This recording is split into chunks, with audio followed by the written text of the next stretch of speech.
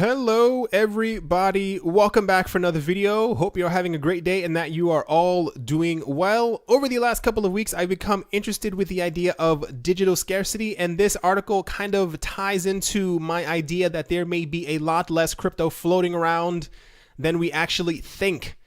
The recent sudden death of crypto billionaire Matthew Malan has raised questions about what happens to our crypto assets when we die. Most of these assets are locked away in mobile apps, online exchanges, and wallets, and the occasional hardware wallet. Our wallet passwords, passcodes, mnemonic phrases, and digital keys are only known to ourselves. Perhaps we can live with the thought of only around $2,000 being lost when we die. What if this amount was approximately $500 million?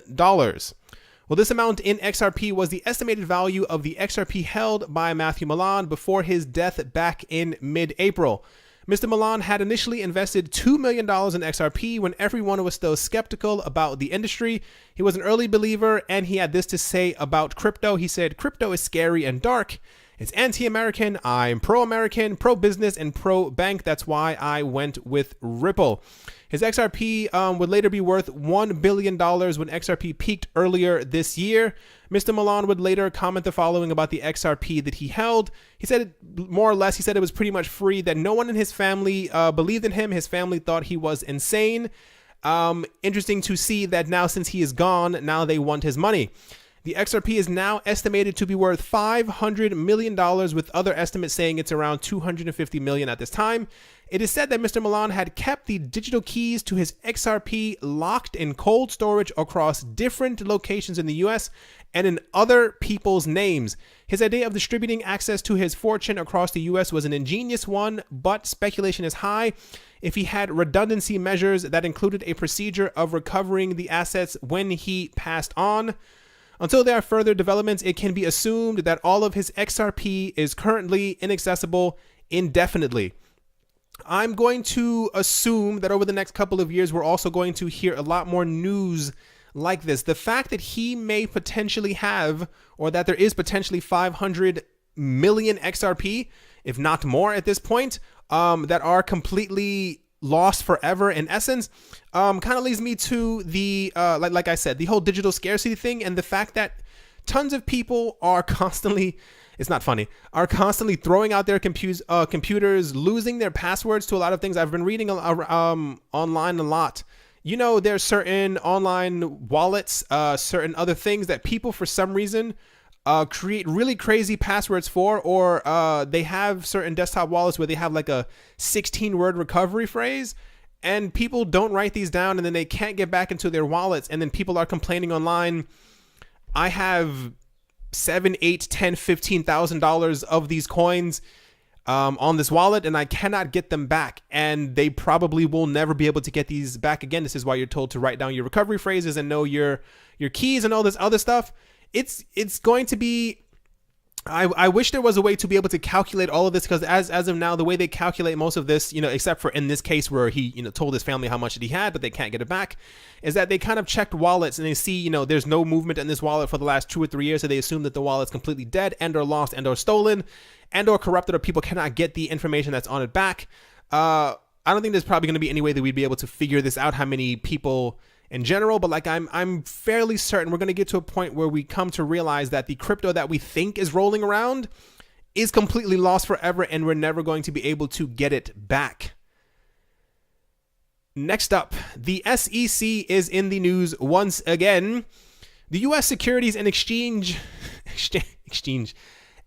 Commission are holding the SEC Investor Conference in Atlanta this year on June 13th at Georgia State University. There will be a town hall event followed by a breakout events wherein attendants can meet with members of the SEC for a more informal discussion on issues regarding regulation in the world of fintech, mutual funds, fraud prevention, and cryptocurrency. A page on the official SEC website advertises the event as follows. They say, "Meet the people who will help make Wall Street work for Main Street.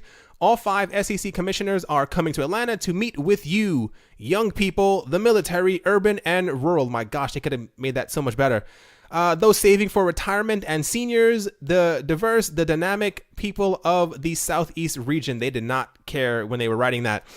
All 5 SEC commissioners will be in attendance, including Chairman Jay Clayton, who had a speech earlier this year about cryptocurrencies and ICOs at Princeton University on April 5th. When asked if he thought ICOs were inherently fraudulent, Clayton said absolutely not, stating that that his hope was that the regulation industry introduced by the SEC would have a proven impact on the cryptocurrency space by stamping out bad actors and allowing legitimate projects to thrive. Many members of the cryptocurrency community have been concerned recently that the SEC is gearing up to classify cryptocurrencies like Bitcoin and Ethereum as securities, meaning that the tokens represented an underlying asset as opposed to being utility tokens. The security classification would have disastrous effects on the market, with strict regulations on taxes and even who can or legally cannot own and invest in crypto, which is not going to dive into that at all. That's just going to get me kind of upset. So apparently this is going to happen. It seems like they're trying to make an effort, but to me, at least, it feels like the SEC is... I think they think that they know more about the space than people who are actually developing the currencies. And this is why I'm so pro regulation in the way that other countries are doing it, where they're allowing the people who created cryptocurrencies to create regulations around cryptocurrencies themselves. You know, the people who created it should, or the people who are in it should have the final say. Still no word at all on if or when they will start to classify certain coins as what. But I'm all certain at this point that when they do finally give some type of judgment on what these coins are, a large amount of the market will collapse. Like I said, I still think it's going to happen backwards to forwards. Let's see exactly what's going to happen. They still have not given any information, but I think it's all being done on purpose. I would rather them just say what they want to say right now, let the market collapse, and let us get back to normal, at least by the fall. So, EOS is in the news today. Chinese internet security firm Qihoo, Qihoo 360, discovered a series of serious vulnerabilities in the EOS blockchain. Reportedly, these vulnerabilities can take over all the nodes running on the platform. After bringing this to the notice of the EOS development team, the issue was fixed within a few hours. The report states that these vulnerabilities can allow attackers to execute arbitrary code on the EOS node. They reached out to the EOS team to inform them of this issue, to which a representative stated that the mainnet launch will not occur until these issues are fixed. They then proceeded to fix the errors within a few hours of the report. So this happened sometime earlier today, depending on when you're watching this. And if I'm not mistaken, one of the head guys, Dan Larimer, behind the EOS project, actually is offering a bug bounty, if you will, for people who can find anything that can cause a crash, a privilege escalation, or non-deterministic behavior in smart contracts. He's offering $10,000 for this. At the moment, EOS has literally 48 hours or something like that before it ends up launching, or before the ICO is over. So we have 4 or 5 days until the actual chain launches. So I'm sure they're going to be working as hard as possible in order to get all this in order, so that they make sure that they have a successful mainnet launch.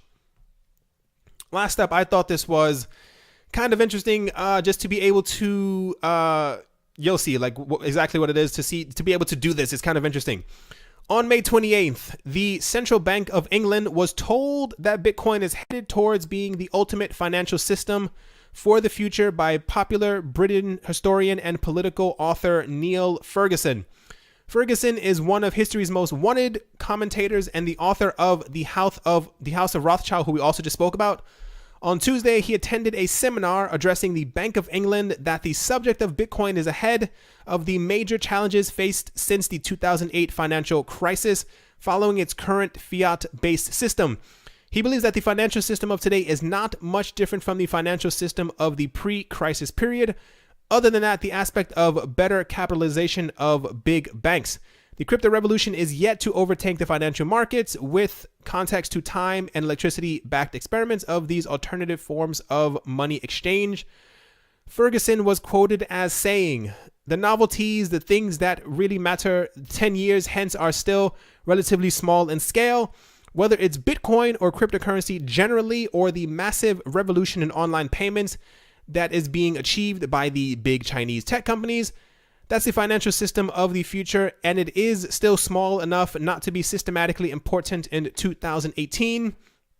Like I said, to be able to stand in front of the Central Bank of England and say something like that, to kind of tell them to their face that they won't really be around for much longer. There's still tons of people who are commenting and are talking in front of not only Congress and Parliament around the world, that they still believe that in 10 years' time, that cryptocurrencies will have completely absorbed the old fiat system and banks, and the only way for banks to pretty much survive is to kind of get with it, if you want to say it that way.